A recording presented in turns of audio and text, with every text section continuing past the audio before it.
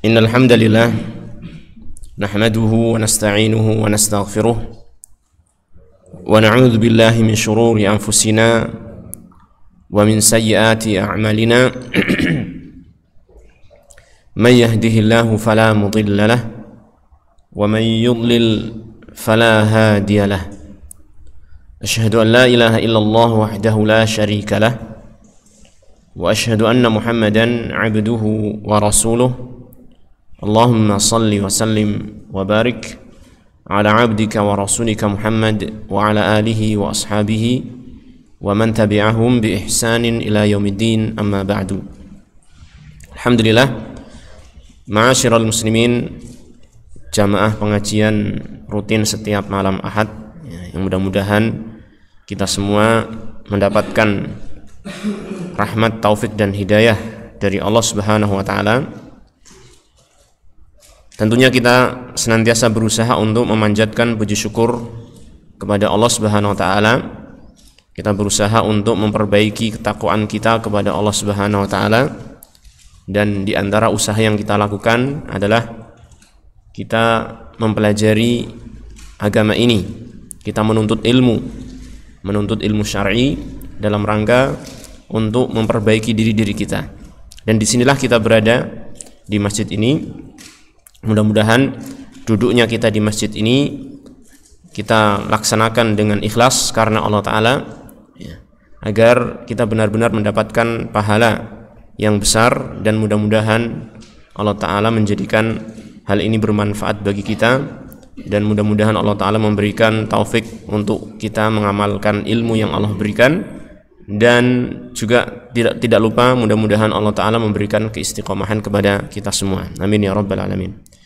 Ma'asyiral muslimin, jamaah sekalian, untuk malam hari ini kita alhamdulillah kemarin telah selesai dari pasal yang kelima, yang menjelaskan tentang pemahaman yang keliru yang menyebar di tengah-tengah masyarakat tentang makna ibadah atau tentang hakikat ibadah. Maka sekarang kita insyaallah beralih pada pasal yang ke-6, Al-Faslus Sadis, yang dalam pasal ke-6 ini Syekh Shalih Al-Fauzan hafizahullah ta'ala akan menjelaskan kepada kita perkara yang penting lainnya, yaitu yang biasanya disebut oleh para ulama sebagai arkanul ibadah, sebagai rukun-rukunnya ibadah. Dan di sini beliau memberikan judul dalam pembahasan kita kali ini, fi bayani rakaizi al-ubudiyatis sahihati, dalam penjelasan atau tentang penjelasan Rokaiz ini jamak dari rokizah, jamak dari rokizah yang dia bisa diberi makna tiang penyangga, tiang penyangga sesuatu yang menjadi sandaran dari sesuatu yang lain, itu rokizah. Atau bisa juga dimaknai dengan poros dari sesuatu yang berputar, ini rokaiz. Jadi di sini beliau akan menjelaskan kepada kita tentang sandaran atau tiang penyangga al-ubudiyatis sahihah, peribadahan ataupun penghambaan yang benar. Artinya apabila seseorang itu ingin ibadahnya itu dikatakan sebagai ibadah yang sahihah, tegak ibadahnya dengan benar dan tentunya dengan kuat lagi, maka dia harus memenuhi tiang penyangganya ini terlebih dahulu. Dia harus memenuhi rukun-rukunnya terlebih dahulu. Karena sebagaimana kita ketahui, apa yang diistilahkan oleh para ulama dengan rukun, maka apabila hilang salah satu di antara rukun-rukun suatu hal, maka sesuatu itu tidak akan menjadi sah, Seperti misalnya apa? Rukun-rukunnya wudu atau rukun-rukunnya salat. Maka seandainya rukun-rukun ini ada yang tertinggal, ada yang tidak dilakukan, maka akan menjadikan wudu atau salatnya itu tidak sah. Maka demikian pula di sini, ketika para ulama sebagian mereka mengistilahkan apa yang akan kita bahas ini sebagai arkanul ibadah, kita bisa memahami bahwasanya seandainya salah satu dari perkara-perkara ini tidak ada, maka tidak akan tegak ibadah yang sah kepada Allah Subhanahu wa taala. Artinya ibadahnya pasti akan ada cacat, akan ada kekurangan. Ya, bahkan bisa dikatakan mungkin tidak bisa tegak dengan secara hakikat. Nah, taib.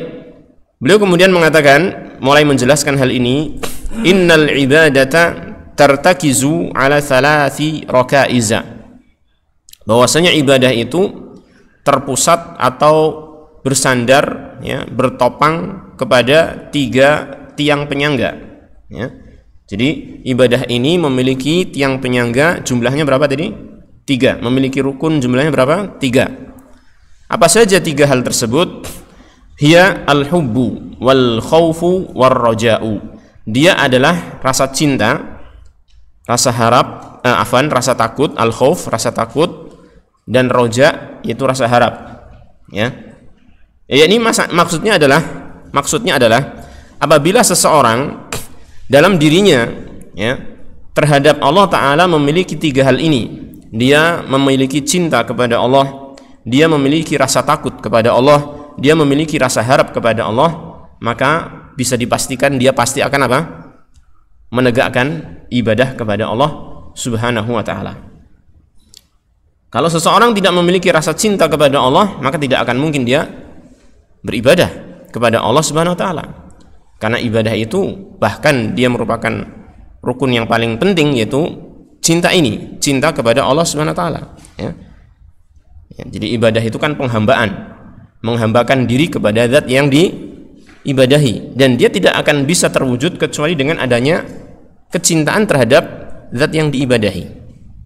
Nah, kenapa demikian? Karena makna penghambaan itu kan mengandung makna apa? Ketaatan, ya. Melaksanakan perintah, menjauhi larangan, ya kan? Maka itu akan bisa dilaksanakan ketika seseorang punya cinta.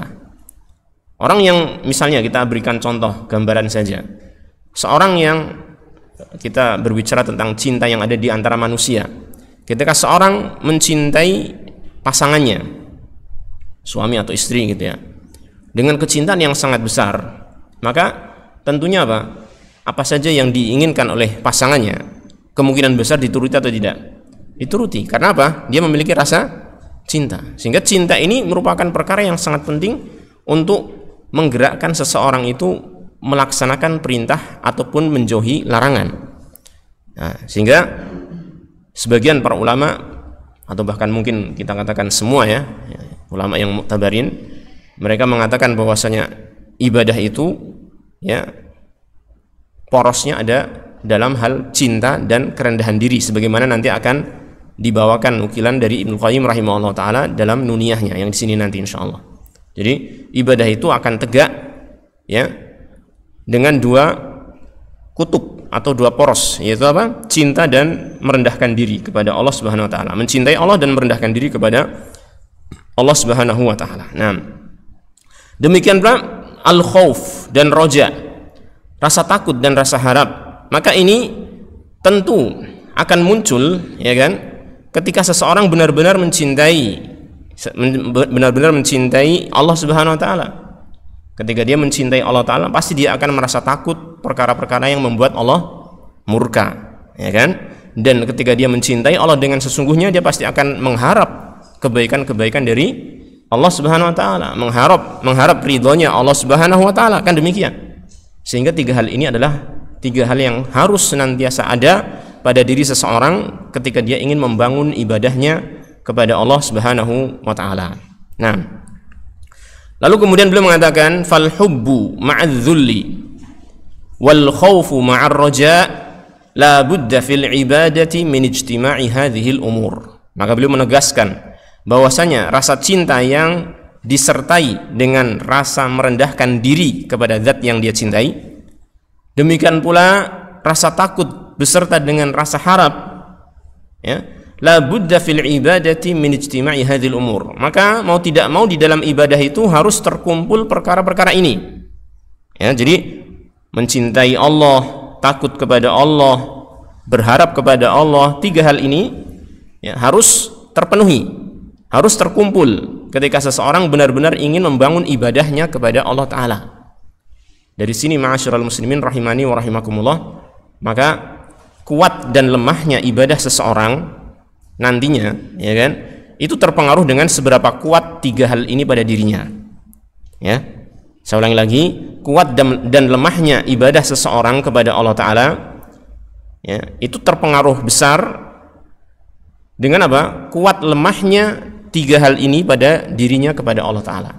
Semakin kuat cinta, harap, dan takutnya kepada Allah Ta'ala, maka dia akan semakin apa? Kuat dalam ibadah kepada Allah dan semakin ringan dalam melaksanakan ibadah. Tidak berat. Ya enggak? Tidak berat.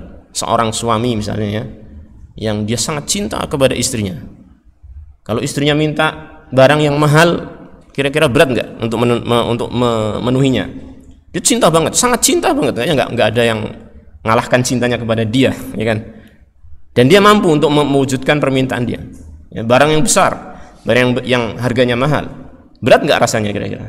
Tidak akan merasa berat, karena sudah tertanam apa? Rasa cinta pada dirinya, kepada orang tersebut atau kepada istrinya tadi, ya. Maka demikian pula dalam hal ibadah, ketika seseorang itu memiliki rasa cinta yang kuat kepada Allah Ta'ala, maka dia itu tidak akan merasa berat di dalam beribadah kepada Allah, sehingga dia akan mendapatkan apa yang disebutkan dalam hadis apa? Halawatul iman, mendapatkan manisnya iman, mendapatkan manisnya iman. Kalau kita perhatikan dalam hadis yang menerangkan tentang manisnya iman, maka Rasulullah SAW mengatakan bahwasanya tidaklah seseorang akan mendapatkan manisnya iman kecuali jika terkumpul padanya tiga sifat. Ya, apa saja itu? Tiga sifat itu semuanya terkait dengan cinta. Yang pertama adalah ayyakunallahu wa rasuluhu ahabba ilaihi mimma siwahuma. Yang pertama adalah apa? Menjadikan Allah dan Rasulnya sallallahu alaihi wasallam paling dia cintai daripada yang lain. Tidak ada yang mengalahkan cintanya kepada Allah dan Rasulnya sallallahu alaihi wasallam. Yang kedua, yaitu apa? Mencintai seseorang, jadi mencintai manusia, dia tidak mencintainya kecuali karena Allah. Berkaitan dengan cinta lagi, ya kan? Dan yang ketiga apa? Dia tidak ingin, ya, kembali kepada kekufuran setelah Allah menyelamatkan dia darinya, sebagaimana dia tidak ingin masuk ke dalam api. Ini juga berkaitan dengan apa? Cinta, lawannya yaitu apa? Kebencian. Dia tidak suka masuk melaksanakan kekafiran setelah Allah menyelamatkan dari kekafiran itu, sebagaimana dia tidak suka masuk ke dalam api. Semuanya terkait dengan cinta. Ya, dengan adanya cinta yang sempurna seperti ini, maka seseorang akan mendapatkan halawatul iman, mendapatkan apa? Lezatnya iman, sehingga ibadah tidak lagi merasa berat. Nah, ini maka ketika kita mempelajari perkara ini, ya, bukan hanya sekedar teori yang kita fahami begitu saja, tetapi hendaknya apa? Kita mempelajari hal ini dalam rangka untuk kita praktekkan, kita amalkan bagaimana menumbuhkan cinta, takut dan harap yang besar kepada Allah Subhanahu wa taala. Itu tujuannya. Jadi jangan hanya sekedar kita belajar itu teori tok. Saya sudah belajar akidah, buktinya apa? Saya hafal. Rukun ibadah ada 3, yaitu cinta, takut dan harap, tetapi dalam pengamalannya kurang. Tidak seperti itu yang kita inginkan, maka kita memohon taufik kepada Allah Ta'ala agar Allah Ta'ala menjadikan ini sebagai sarana kita untuk memperbaiki diri kita mengamalkan ilmu yang Allah Ta'ala ajarkan kepada kita. Amin ya rabbal alamin. Taib. Kemudian di sini penulis Syekh Shalih Al Fauzan hafizahullah taala melanjutkan dengan menyebutkan dalil akan 3 perkara ini. Pertama, beliau mengatakan qala ta'ala fi wasfi ibadihil mu'minin. Allah Ta'ala berfirman ketika mensifati hamba-hambanya yang beriman, yuhibbuhum wa yuhibbunah. Yuhibbuhum wa yuhibbunah. Allah mencintai mereka dan mereka mencintai Allah Subhanahu wa taala. Di sini ada kalimat apa? Yuhibbunah. Hamba-hamba Allah yang beriman ini mereka apa? Mencintai Allah Subhanahu wa taala. Saya ingin melihat keseluruhan ayat ini, ya. Sedikit mengambil faidah barangkali apa yang tertera dalam ayat ini, karena kalau kita membaca satu ayat secara lengkap maka pasti akan di sana didapatkan faidah-faidah yang banyak. Allah Ta'ala berfirman dalam surat Al-Maidah ayat 54, ya ayyuhalladzina amanu man yartadda minkum an dinihi fasawfa ya'tillahu biqaumin yuhibbuhum wa yuhibbunah adzillatin 'alal mu'minin a'izzatin 'alal kafirin yujahiduna fi sabilillahi wa la yakhafuna laumata la'im Dzalika fadlullahi yu'tihi man yasha' wallahu wasi'un alim. Wahai orang-orang yang beriman, barang siapa di antara kamu yang murtad dari agamanya, ini keluar dari agama Islam, fasawfa ya'tillahu biqaumin yuhibbuhum wa yuhibbunah, maka Allah akan mendatangkan suatu kaum yang Allah mencintai mereka dan mereka mencintai Allah. Ini menunjukkan bahwasanya Allah Ta'ala itu sebenarnya tidak butuh kepada kita, ya kan? Kita mau beribadah mau tidak terserah, ada pilihan bagi kita, ya. Wa hadainahun najdain, kami telah memberikan petunjuk dua jalan. Siapa yang mau ngikutin kebenaran silakan, mau ngikutin kebatilan juga silakan. Tetapi ingat, semuanya itu yang memberikan adalah Allah. Maksudnya kenikmatan-kenikmatan ini semuanya yang memberikan adalah Allah. Orang yang berakal mestinya apa? Berterima kasih, bersyukur kepada Allah Ta'ala, ya. Dan Allah berhak apabila ada orang yang sudah diberi tidak mau bersyukur, tidak mau berterima kasih, Allah berhak bagaimana? Untuk menghukum dia, ya kan? Ini yang harus kita waspadai. Maka sebenarnya Allah enggak membutuhkan kita, tetapi kitalah yang butuh untuk apa? Beriman kepada Allah, butuh beribadah kepada Allah Subhanahu wa taala. Baik, maka seandainya manusia itu murtad, maka Allah akan mendatangkan orang-orang yang Allah mencintai mereka dan mereka pun mencintai Allah. Lihat, di sini ada perkara cinta yang hal itu dua arah, dari Allah kepada mereka dan mereka kepada Allah Subhanahu wa taala. Sehingga di sini kita dapat faidah, Allah itu memiliki sifat di antaranya adalah mencintai. Allah memiliki sifat apa? Mencintai. Dan ini harus kita tetapkan. Sebagian kelompok tidak mau menetapkan Allah memiliki sifat mencintai, sehingga mereka mentakwilkan sifat cintanya Allah dengan takwilan-takwilan seperti iradatul in'am. Itu Allah nggak punya sifat cinta, karena kata mereka cinta itu apa ya? Bergetarnya hati dan seterusnya. Mereka jelaskan tentang hal tersebut, sehingga akhirnya mereka menganggap kalau kita menetapkan sifat cinta kepada Allah, maka nanti apa? Menyerupakan dengan makhluk. Nah, ini takwil namanya, nggak boleh. Allah mengatakan dia mencintai manusia, kita tetapkan. Dan tentunya dengan cara apa? Tanpa menyerupakan dengan cinta yang ada pada makhluk.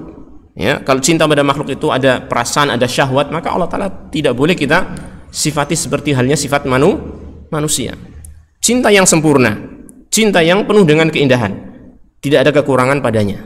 Ini cinta yang dimiliki oleh Allah Subhanahu wa taala, ya.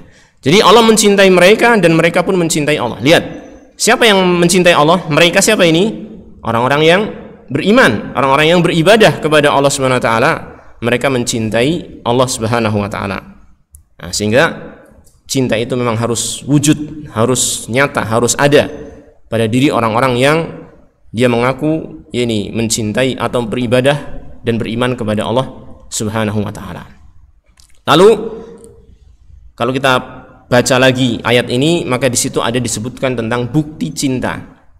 Apa itu bukti cintanya? Adzillatin 'alal mu'minin, a'izzatin 'alal kafirin, yujahiduna fi sabilillahi wa la yakhafuna laumata laim. Itu di antara bukti kecintaan yang benar kepada Allah.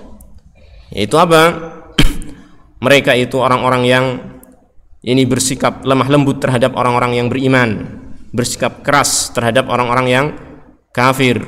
Yang mereka itu adalah orang-orang yang berjihad di jalan Allah Subhanahu wa taala dan tidak takut celaan orang yang suka mencela. Kenapa demikian? Karena dia yang diharapkan, yang menjadi orientasi dia adalah mendapatkan cinta Allah, bukan ini pujian dari manusia. Sehingga seandainya pun ada orang yang mencela dia, tidak masalah. Yang penting dia mendapatkan apa? Kecintaan dari Allah Subhanahu wa taala. Nah, baik, ini salah satu dalil ya yang menunjukkan kepada kita bahwasanya dalam ibadah itu harus ada cinta. Dalil yang berikutnya yaitu dalam surat Al-Baqarah ayat 165, yaitu dalam firman Allah Ta'ala, walladzina amanu asyaddu hubban lillah, dan orang-orang yang beriman mereka itu lebih kuat cintanya kepada Allah Subhanahu wa taala. Yaitu ini ayat ini berkaitan dengan adanya orang-orang yang memiliki kecintaan kepada selain Allah Tabaraka wa taala, yang cintanya tersebut yakni merupakan cinta yang sama dengan cinta kepada Allah, yaitu cinta kesyirikan. Maksudnya cinta yang bentuknya adalah syirik. Cinta yang bentuknya adalah apa? Syirik besar. Allah Ta'ala mengatakan, wa minan nas may yattakhidhu min dunillahi andada yuhibbunahum kahubbillah. Di antara manusia ada yang menjadikan tandingan-tandingan bagi Allah Subhanahu wa taala. Mereka mencintai tandingan-tandingan itu kahubbillah, sebagaimana cinta kepada Allah. Sebagaimana cinta kepada Allah. Sebagian ulama menjelaskan kalimat sebagaimana cinta kepada Allah, yaitu mereka mencintai tandingan-tandingan tersebut dengan jenis kecintaan yang harusnya ditujukan kepada Allah. Jenis kecintaan yang harusnya ditunjukkan kepada Allah. Apa itu jenis kecintaan yang harus ditujukan kepada Allah? Yaitu kecintaan yang sangat kuat, yang disertai dengan perendahan diri, ya, yang hal itu menjadikan orang yang mencintai itu tunduk kepada yang dicinta. Ini jenis kecintaan yang seharusnya hanya ditujukan kepada Allah. Saya ulangi lagi enggak? Ulang lagi ya.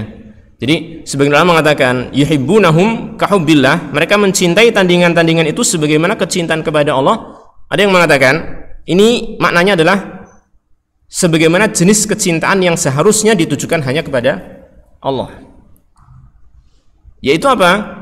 Rasa cinta yang sangat kuat, ya kan? Rasa cinta yang sangat kuat yang disertai dengan sikap merendahkan diri kepada zat yang dicintai, yang berkonsekuensi menimbulkan ketundukan kepada zat yang dicintai. Nah, kalau ada cinta seperti ini kok ditujukan kepada selain Allah, maka masuk dalam ayat ini, yuhibbunahum kahubbillah, dan itu adalah syirik besar. Itu adalah apa? Syirik besar. Maka Allah mengatakan walladzina amanu asyaddu hubban lillah, dan orang-orang yang beriman mereka itu, ya, asyaddu hubban lillah, sangat besar kecintaannya kepada Allah Ta'ala, tidak ada tandingannya, ya. Jadi seorang yang beriman, yang sah imannya, yang benar imannya, maka dia tidak akan menduakan cintanya kepada Allah Ta'ala dengan cinta kepada yang lain. Kalaupun ada cinta kepada manusia, maka bukan jenis cinta kepada Allah, beda. Kita mencintai istri, mencintai anak, tidak sebagaimana cinta kepada siapa? Allah. Jenis cintanya beda. Cinta kepada istri karena apa? Ya karena sayang mungkin, ya. Karena apa ya? Kok saya nggak tahu. Karena misalkan kita butuh kepada istri, ya kan? Cinta kepada orang tua karena kita menghormati orang tua, mengagungkan orang tua. Cinta kepada anak karena kita menyayangi anak kita, dan seterusnya. Tapi beda dengan cinta kepada siapa? Allah. Jenisnya beda. Apakah kita ketika mencintai istri kemudian kita merendahkan diri kepada istri? Kan tidak, ya kan? Jenisnya beda.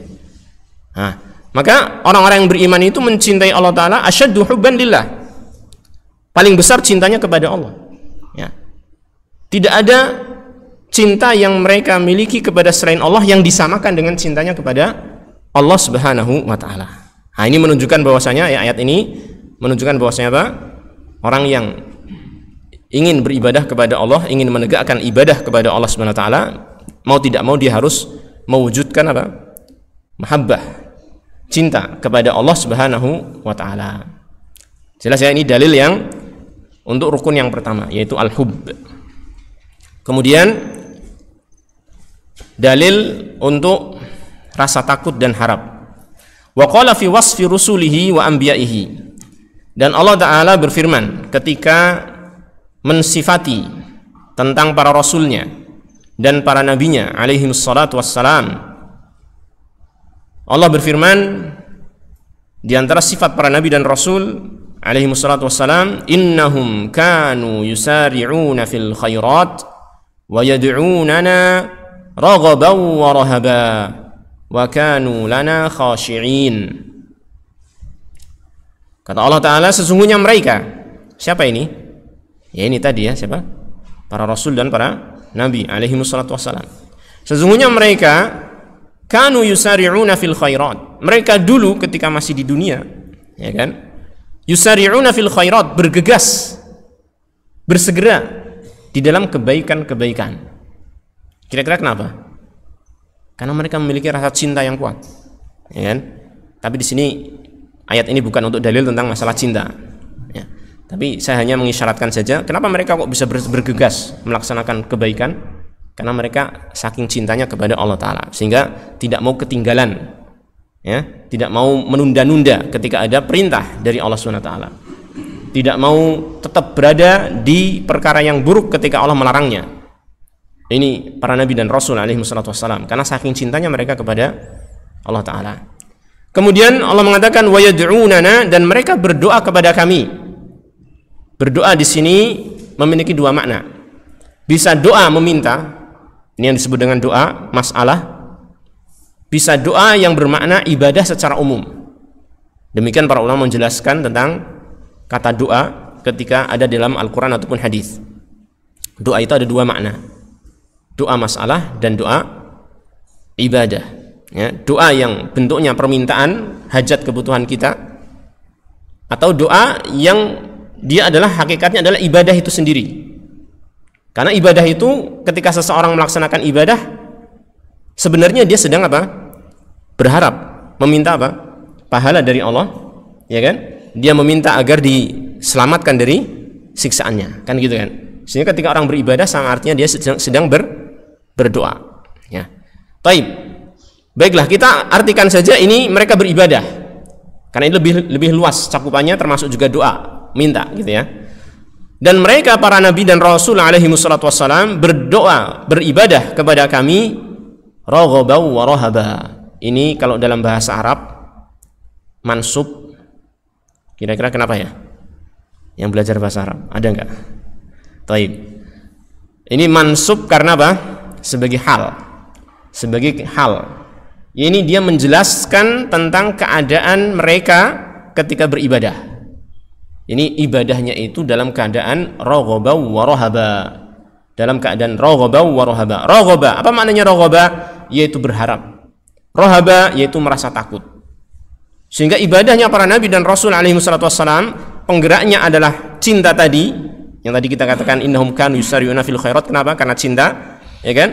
Terus itu diimbangi dengan apa? Adanya dua rasa takut dan harap ini. Ya, ada rasa takut dan ada rasa harap yang mengimbangi ibadah itu terus berjalan, ya. Jadi terus ibadahnya seperti itu, dimulai dengan adanya cinta, kemudian digerakkan dan dilanjutkan, digerakkan oleh rasa takut dan harap terus. Makanya sebagian ulama itu memperumpamakan tiga hal ini bagaikan apa? Dua sayap burung dan kepalanya. Bagian dua sayap burung dan kepalanya. Adapun khauf dan roja, maka itu bagaikan dua sayap burung, ya, agar ibadahnya atau perjalanan burung itu seimbang, tidak ngoleng, gitu ya, tidak oleng, pengennya ke kanan tapi malah ke kiri. Ada masalah tuh di salah satu sayapnya, itu kan, enggak gitu. Dan cintanya itu diperumpamakan dengan kepalanya, yang dia yang melihat mana sih yang seharusnya menjadi tujuan dia, cintanya itu.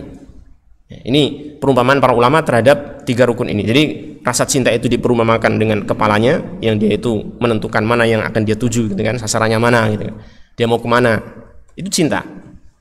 Nah, kalau ada orang yang mencintai selain Allah, maka dia geraknya ke sana, ibadahnya kepada selain Allah. Kalau cintanya kepada Allah, maka dia ibadahnya kepada Allah Subhanahu wa taala, kan gitu. Adapun rasa takut dan rasa harap, maka itu dua sayapnya, ya ini. Nah, di sini Allah Ta'ala mengatakan wa yad'unana raghaban wa rahaba. Mereka para nabi dan rasul alaihi wassalatu wassalam beribadah kepada kami dalam keadaan merasa harap dan merasa takut. Ya, tentunya kita fahami yang diharapkan itu apa dari Allah Ta'ala dari ibadah ini. Tentunya merasa harap apa? Berharap apa? Rahmatnya Allah, berharap pahalanya Allah, berharap ridhonya Allah, dan seterusnya. Merasa takut terhadap apa? Takut terhadap siksaannya Allah, takut terhadap murkanya Allah Ta'ala, dan lain sebagainya, takut akan keagungan Allah Subhanahu wa Ta'ala, dan seterusnya. Ini, ya. Wa kanu lana khashi'in, dan mereka adalah orang-orang yang khashi', yaitu orang-orang yang tunduk, ya. Hatinya tunduk, tenang kepada Allah Subhanahu wa Ta'ala, sehingga jawarih, anggota badan pun tunduk kepada Allah Subhanahu wa Ta'ala. Ya, dari ayat-ayat ini, ma'asyiral ikhwah, a'azanillah wa iyyakum jami'an, jelas bagi kita bahwasanya tiga hal ini, yaitu apa tadi? Al-hubbu wal khaufu wal raja, cinta, rasa takut dan rasa harap, itu memang harus kita wujudkan. ya, agar ibadah kita itu menjadi nyata dan harus kita kuatkan agar ibadah itu menjadi lebih kuat lagi, ya. Baik. Kemudian di sini penulis rahimahullah hafizahullah taala, yaitu Syekh Shalih Fauzan hafizahullah taala, ingin menjelaskan kepada kita tentang buruknya orang yang tidak memenuhi salah satu dari tiga hal tersebut, atau hanya beribadah dengan pondasi yang tidak sempurna dari tiga hal itu. Maka beliau menukil dari ucapannya para salaf, sebagian salaf. Qala ba'dus salaf, sebagian salaf, yaitu para pendahulu kita, ulama-ulama terdahulu yang saleh, sebagian mereka mengatakan, man 'abadallaha bil hubbi wahdahu fahuwa zindiq, wa man 'abadahu bir raja'i wahdahu fahuwa murji, wa man 'abadahu bil khaufi wahdahu fahuwa haruri, wa man 'abadahu bil hubbi wal khaufi war raja'i fahuwa mu'minun muwahhidun. Dzakara hadza Syekhul Islami rahimahullahu taala fi risalati al-ubudiyyati. Baik, sebagian salaf mengatakan, barang siapa yang beribadah kepada Allah tapi hanya dengan rasa cinta saja, bil hubbi wahdah, dengan rasa cinta saja. Jadi dia tidak memenuhi rasa takut dan rasa harap.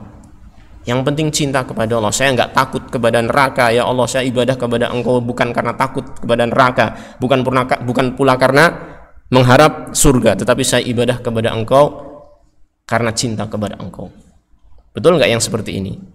Orang yang seperti itu adalah zindiq, kata para ulama ini. Fahuwa zindiq. Maka orang itu adalah zindiq. Apa yang dimaksud dengan zindiq? Ini banyak ya definisi, perbedaan para ulama tentang mendefinisikan tentang zindiq, tetapi diantaranya adalah Syekhul Islam Ibnu Taimiyah rahimahullah taala ketika menjelaskan tentang zindiq, beliau mengatakan zindiq itu adalah orang yang munafik.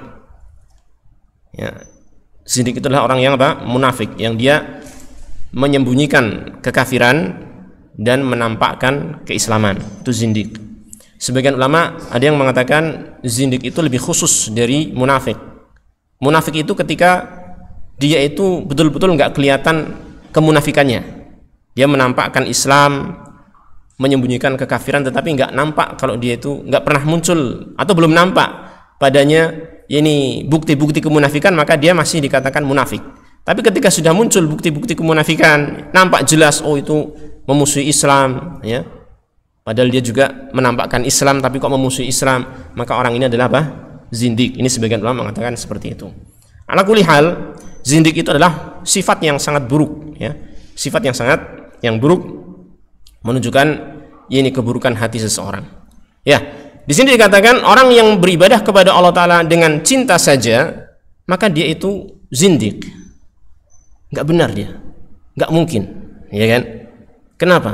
Orang yang cinta itu pasti akan takut dan harap kepada zat yang dicintai. Maka ketika ada orang yang mengklaim dirinya, saya ibadah kepada Engkau ya Allah karena cinta saja, maka itu zindiq. Dusta dia, nggak mungkin, ya kan? Nggak mungkin dia itu beribadah tanpa rasa takut dan tanpa rasa harap. Ya, ini. Taib, wa man 'abadahu birraja'i wahdah fahuwa murji. Dan barang siapa yang beribadah kepada Allah dengan rasa harap saja, maka dia adalah murji. Apa itu murji? Murji'ah. Itu kelompok murji'ah. Siapakah kelompok murji'ah? Ini kayaknya kok perlu tambahan waktu nih untuk melengkapi penjelasan ini. Siapa itu murji'ah? Murji'ah itu adalah orang-orang yang memiliki keyakinan yang salah, keliru, ya kan? Dan itu fatal. Apa keyakinannya? Keyakinannya adalah iman itu, ya, ketika seseorang itu sudah menyatakan dirinya beriman, maka dia sudah sempurna imannya. Dan iman tidak akan berkurang meskipun dia itu melakukan dosa-dosa. Dia mengatakan, orang Murji'ah itu mengatakan bahwasanya ketaatan seseorang tidak akan bermanfaat, dosa seseorang, dosa kemaksiatan seseorang tidak akan berbahaya bagi seseorang selama dia masih memiliki iman. Ya. Kenapa mereka itu bisa memiliki keyakinan seperti ini padahal dosa itu bahayanya besar, kan itu kan? Karena mereka di dalam membangun keyakinannya hanya mengambil sebagian dalil dan meninggalkan sebagian yang lain. Mereka membangun keyakinannya itu dengan melihat kepada dalil-dalil yang berisi janji-janji dari Allah Ta'ala, yang berisi rahmat, yang berisi harapan. Ya, ada hadis-hadis yang menjelaskan bahwasanya pelaku dosa, ya kan, zina, kemudian diampuni oleh Allah Subhanahu wa taala hanya sekedar dengan memberikan air minum kepada anjing, ya kan. Terus ada juga hadis-hadis yang menjelaskan bahwasanya selama manusia itu masih memiliki iman, mengucapkan la ilaha illallah, maka dia akan masuk ke dalam surga. Ini kan janji-janji rahmat dari Allah Ta'ala yang Allah Ta'ala sebutkan dalam hadis-hadis, kan gitu. Tetapi mereka tidak melihat kepada dalil-dalil yang berisi ancaman-ancaman tentang dosa-dosa, bahwasanya orang yang melakukan ini akan dihukum di neraka seperti ini. Mereka tidak melihat yang ini, sehingga mereka seakan-akan beribadah kepada Allah Ta'ala itu hanya dengan dibangun dengan harapan saja, tidak memiliki rasa takut. Itu orang-orang Murji'ah. Maka demikianlah para salaf mengatakan, kalau ada orang yang beribadah hanya dengan rasa harap saja, maka dia adalah orang yang Murji'ah. Dia orang Murji'ah karena dia merasa aman dengan dosa-dosa yang dia lakukan. Ya, orang Murji'ah merasa aman. Ya. Kenapa? Dia memiliki keyakinan tadi, dosa tidak akan berbahaya bagi seseorang selama dia masih memiliki keimanan. Sebaliknya adalah man 'abadahu bil khaufi wahdah. Orang yang beribadah kepada Allah dengan rasa takut saja, fahuwa haruri, maka dia adalah haruri. Di sini ada catatan kaki, yang dimaksud dengan haruri adalah ay minal khawarij, yaitu orang-orang khawarij, termasuk dari golongan orang-orang khawarij. Kenapa orang yang beribadah kepada Allah dengan rasa takut saja dikategorikan sebagai orang khawarij? Karena orang khawarij itu di dalam membangun akidahnya, mereka hanya konsen pada ayat-ayat, dalil-dalil, nas-nas yang berbicara tentang ancaman, lawannya Murji'ah tadi, ya. Sehingga mereka sangat khawatir terhadap dosa-dosa. Masya Allah, luar biasa kekhawatiran mereka. Tetapi kebablasan, sampai-sampai bagaimana? Sampai-sampai menyatakan orang yang melakukan dosa besar keluar dari iman. Orang yang melakukan dosa besar bagaimana? Keluar dari iman, bukan lagi orang yang beriman, dan nanti di akhirat tidak ada ampunan bagi mereka, kekal selama-lamanya di neraka. Ya. Sehingga orang khawarij ini dengan keyakinan yang seperti itu, seakan-akan mereka membangun ibadahnya itu semata-mata dengan rasa takut, tidak ada rasa harap kepada Allah Subhanahu wa taala. Maka jadilah mereka para salaf mengatakan, man 'abadahu bil khaufi wahdah fahuwa haruri. Orang yang beribadah kepada Allah dengan rasa takut saja, maka dia adalah haruri, orang khawarij. Ya. Lalu bagaimana kalau dengan cinta saja salah, dengan roja saja salah, dengan khauf saja salah? Maka yang benar adalah bagaimana? Menggabungkan tiga hal tersebut.